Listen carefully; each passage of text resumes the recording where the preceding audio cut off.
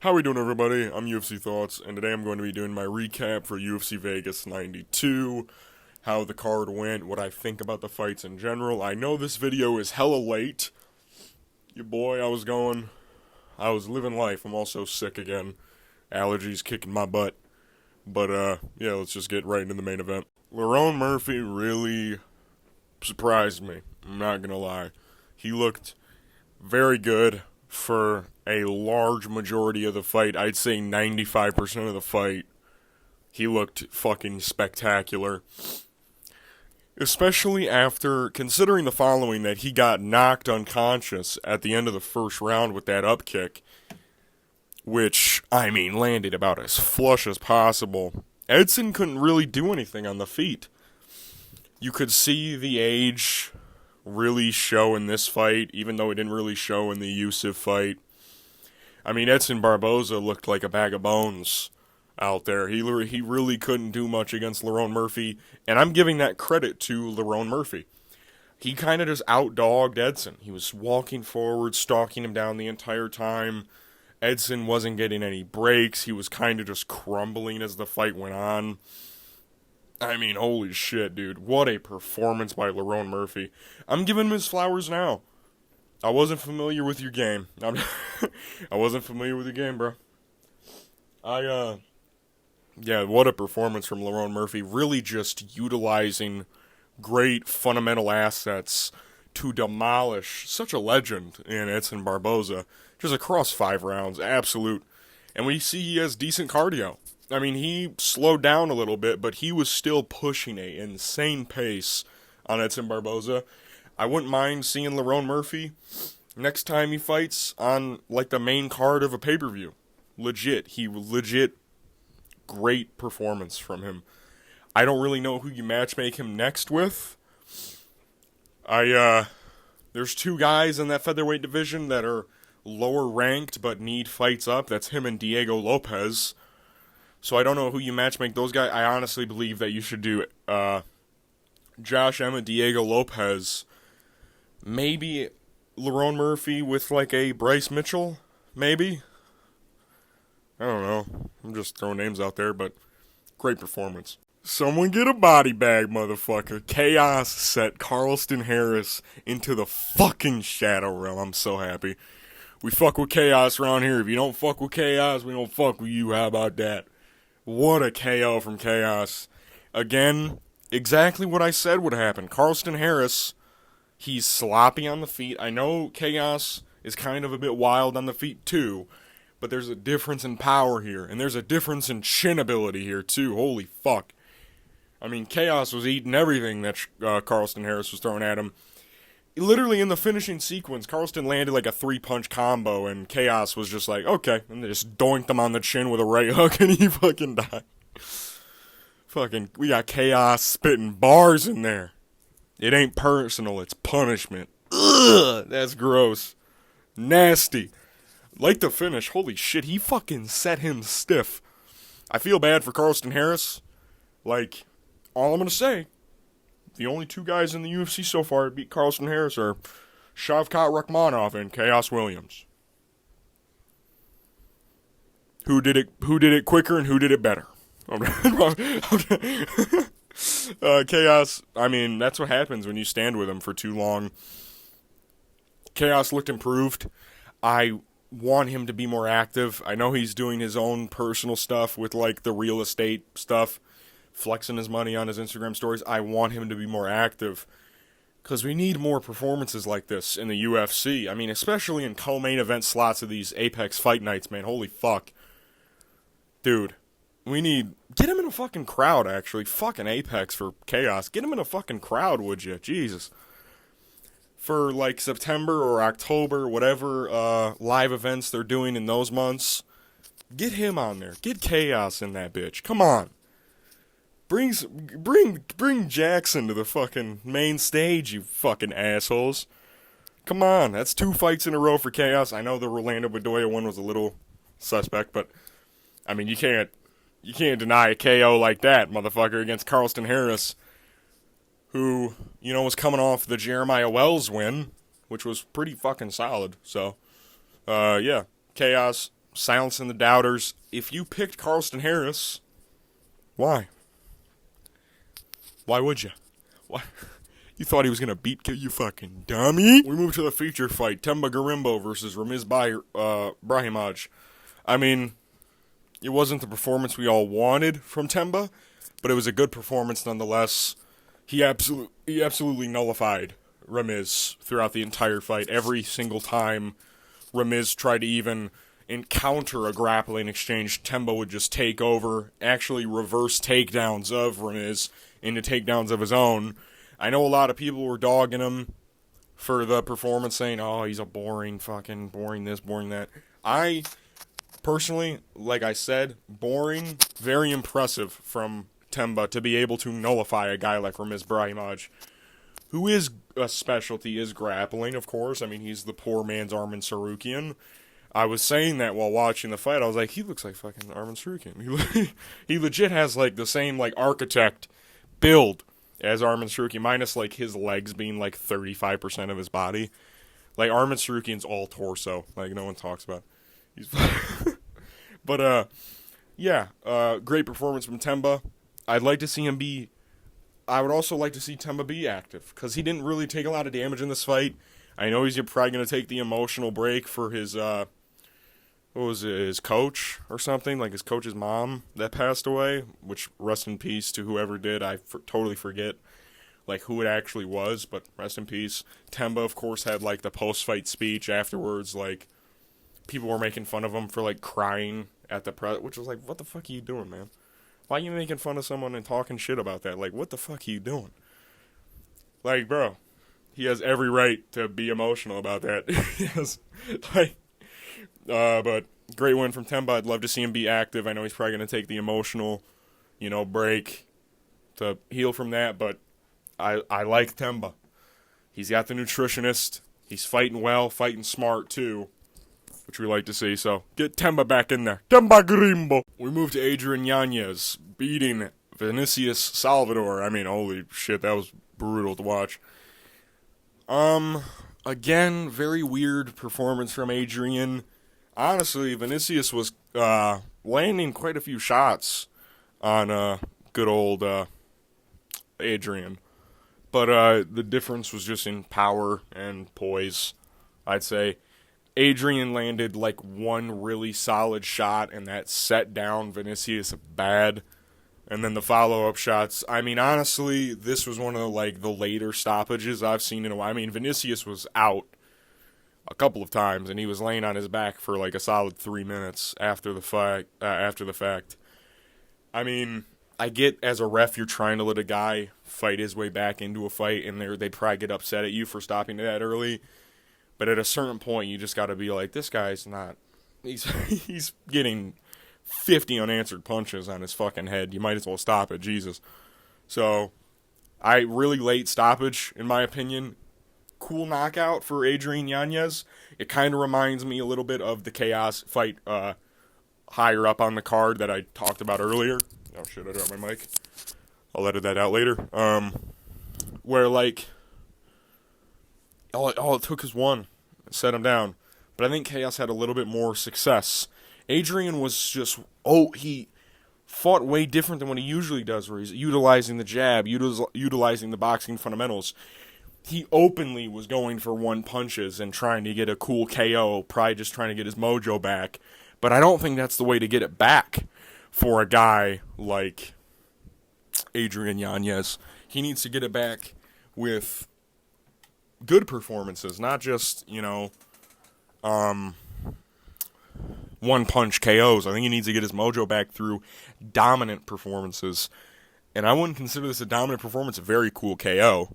But, this isn't the Adrian Yanez we saw going into, the Rob Font fight. You know what I'm saying? But cool KO nonetheless, but, just my opinion. We move to Luana Pinheiro getting submitted by Angela Hill.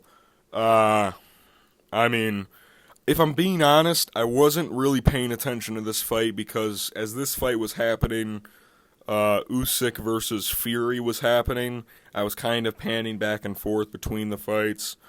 But every single time I was watching this fight, it just looked like Angela Hill was beating the dog piss out of Luana Pinheiro, which, I don't know. This is a bad pick on my end. Luana Pinheiro is not that good. She is not that good. And I apologize. Angela Hill, great win. I mean, she really won this fight. She got the submission late. Or not late, in like the second round. Kind of just piecing her up. Outpacing her. Making her do dumb shit. Just really good performance from Angela Hill. Great win.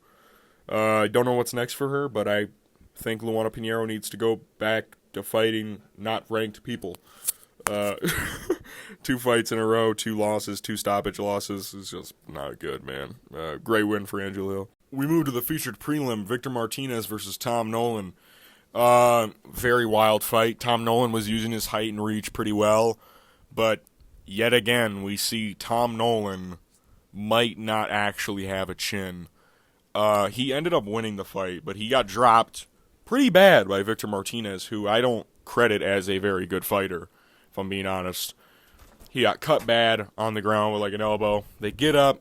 Tom Nolan catches Victor Martinez with a knee to the gut while he's rushing in and sets him down, TKOs him.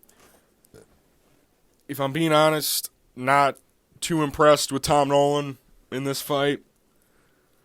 I thought he would have gotten the finish in a more dominant, better fashion. It's cool that he still won, but this doesn't really prove to me that he is a good contender. I mean, Victor Martinez is not good. Like, that's just like, I'm sorry to say that, but like, he's just not that great. And he was landing very good shots on Tom Nolan.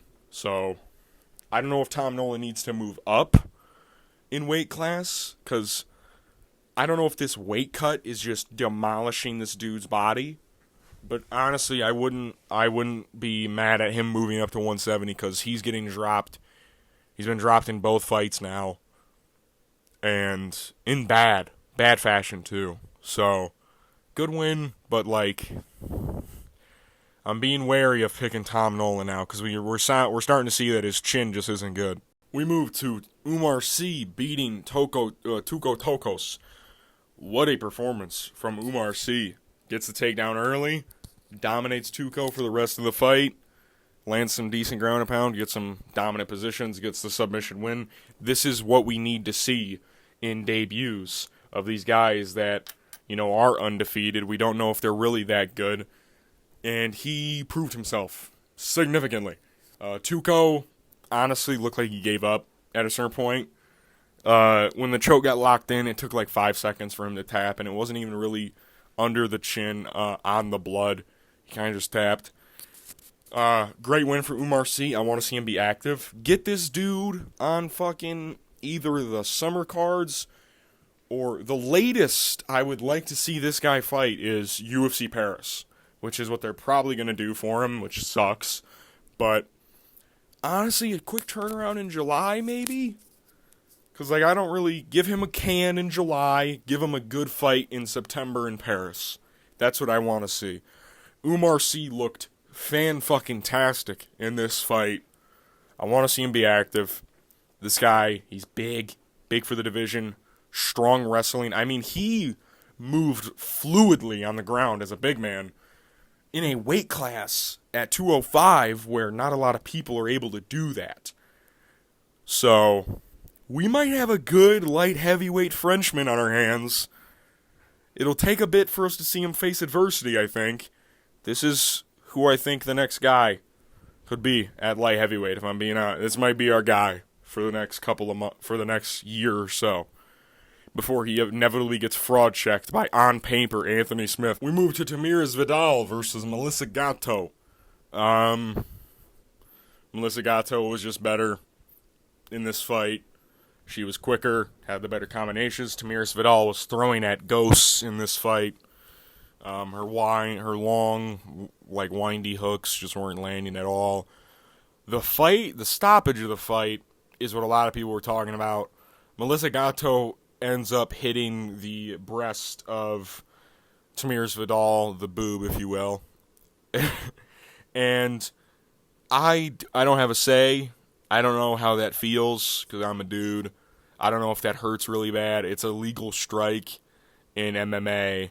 They don't have any rules against getting punched in the boob. I remember a fight last year, I believe, where a woman got hit in the boob and complained about it and actually got the fight paused. They got the action stopped. And they were like, that's a legal strike. You can't stop the fight. So Tamiris Vidal ends up looking at the ref. He's like, she punched my boob. And then Melissa Gatto hit her boob again and then dropped her with a fucking left hook. And then the fight got stopped. So, maybe that's a new technique. Women are going to just punching each other in the boobs. I don't I'll tell you who's going to get hit a lot. Montserrat Rendon. I'm kidding. I'm joking, alright? I'm kidding.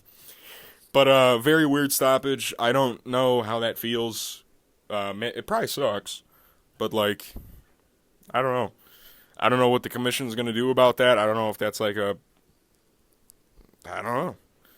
I don't know what you do. How do you even, defend that? You can't make, what? It is what it is. Melissa was going to win anyways. So, it is what it is. But, we move to a Bus Magomedov beating Warley Alves across 3 rounds.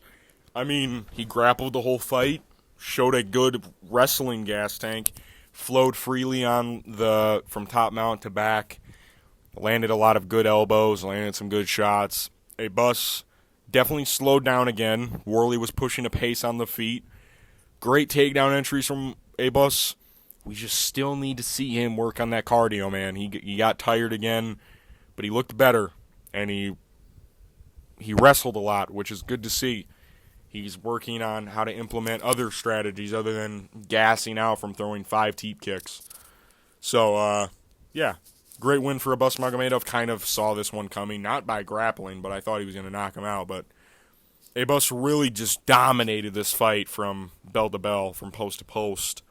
So, yeah, I don't know what's next for Warley Alves. He's still young, but he's, not good. So, it is what it is. Abus, good win. Still need to see him work on that cardio again because he still did get a little tired. But, yeah, great approach to this fight. We move to Piero Rodriguez getting disqualified against Ariane Carnelossi. Yeah, I don't even bro, this fight is just, it's always the people I pick. I don't know that, just, I mean, my favorite fighter of all time, Igor Severino, biting. Piero Rodriguez headbutting. I'm kidding.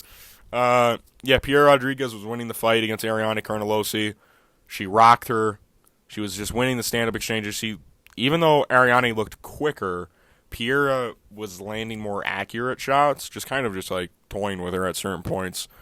In the second round, Piera rocks Ariane really bad with a front kick, I think it was, and then drops her with a following straight. She gets in top control in full guard, and she headbutts, not once, but twice, Ariane Carnelossi, right on the chin. I don't want to be the guy and be oh, she was faking it. But, she stood up, and then she immediately sat back down and was oh, I can't continue. And then she ended up, she got rocked literally moments before the headbutts. She got knocked down. Of course she's going to be fucking concussed. What? Still a good choice to disqualify Piera, because those are blatant headbutts. That was fucking stupid from Piera. I want to say another word, but I won't. That was dumb from Piera Rodriguez. She deserved to be disqualified. She can be on Instagram and be she quit, this and that. You fucking headbutted her. You dumb fucking moron. Get back to the fucking cage, alright? You had a good performance up to that point. Take the loss like a real person. Take accountability for your actions. You caused yourself to lose. You were winning the fight, and you caused yourself to fucking lose. Okay, Piera? Deal with it. Take it on the chin. Get back in there again. Alright? You, low-key, it was deserved. You blatantly headbutted her. Piera was looking good, but she just has, no IQ. I know it was probably an in-the-moment type of thing, but it didn't look like an in-the-moment type of thing. She, literally slammed her head twice on the chin of Ariane Carnelossi. like blatantly. So, yeah, you gotta get that fixed, Pierre. Fucking dummy. We move to Alatung Haley beating Clayton Rodriguez.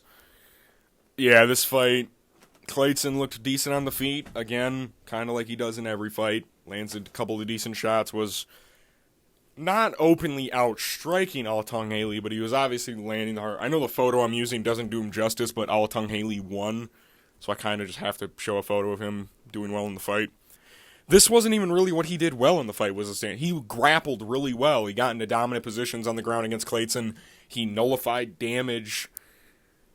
People were trying to argue damage in the rounds for Clayton Rodriguez. And yes, while he did good damage, you cannot ignore the fact that Alatung Haley did do some decent ground and pound, got to dominant positions on the ground, and was landing decent shots on the ground as well, nullifying Clayton Rodriguez, getting him tired, getting in dominant positions.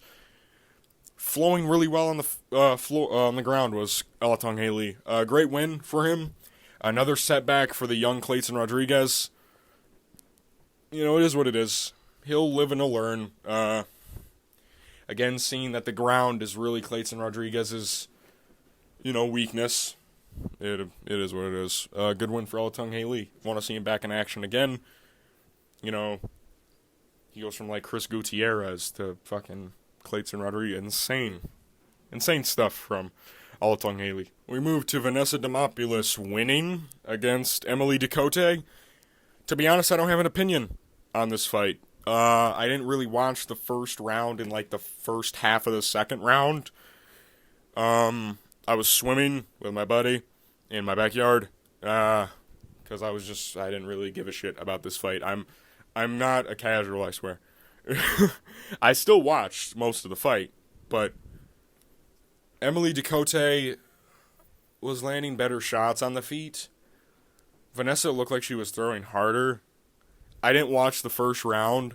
The way I scored it was Emily Ducote winning the second, and then the third is like half and half, because like Vanessa had the best moment in the round.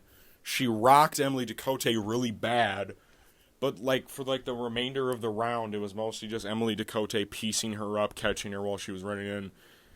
Vanessa's got a good chin on her, I'll tell you that much. Wink. But I don't really think she's that good. You can call me a dick all you want. I don't really think she's that good. I thought a lot of people were clamoring that Emily Ducote should have won. I don't really have an output because I didn't even really watch the full fight, and I have no ambition of doing so. I don't know. Maybe I'll rewatch it and say what I feel, but I didn't really care that much. I picked Emily Ducote, so I have like a bias, Emily Ducote should have fucking won. I should be like that, but I just don't really care. It's just how it is. I'm UFC Thoughts. This is my recap for UFC Vegas 92. I think I went 7-5 on picks, I believe. Not great. I didn't start off too great. I finished in the middle of the card. I hit a lot of them in a row. Then I missed the main event, which sucks. I think I missed the first 3 fights, and then hit the next 7 out of 8 fights, and then I missed the main event, of course, because I missed on Luana Pinheiro again, obviously. I think I went 3-0 on confident picks, at least. I needed that. I know this took a while to get out. I honestly just didn't feel like recording. This is like a hobby for me, not really like a necessity for me to do. I just do this for fun whenever I have time. I have a lot of schoolwork going on. It's near the end of the year. I'm about to, move up in life. I'm going to become a junior. So, yeah, I'm moving up. But, yeah. This weekend we got UFC 302, Makhachev Poirier. Can't wait to watch, Islam submit Poirier after Poirier goes for a guillotine and absolutely sells his career. That card looks pretty good. I have the slides done for it. I actually have the slides done for the next 8 cards. Also, a lot of fights just got announced. Ian Gary versus MVP. Khalil Roundtree pulling out. Carl Solberg subbing in. Carlos Vera, dude, Cheeto Vera versus fucking who was it? Davison Figueiredo, dude, that fight's sick. For the co-main, I assume, of that Abu Dhabi card. June's gonna be a fucking month, bro. June 1st, this pay-per-view. June 8th, I'm going to UFC Louisville. I still don't know if I'm gonna make a vlog for that. I don't really know. June 15th, we're back in the Apex. Boo. Oh, shit, I dropped my phone. I dropped everything. Yeah, but Perez versus Tyra, is it? I honestly really like that fight. I think the card has some good fights on it from what I mean, Joshua Van Tagir, Ulanbekov, Ikram Al-Skarov versus Andre Muniz. Is it, I think? I don't know. But some really fun fights on there. June 22nd, Robert Whittaker versus Khamzat Chimaev. Are you fucking... June 29th, Conor McGregor! Conor McGregor! What a fucking fight that is. This summer's going to be really fun. I'll see you guys for my picks and breakdown for UFC 302. Peace.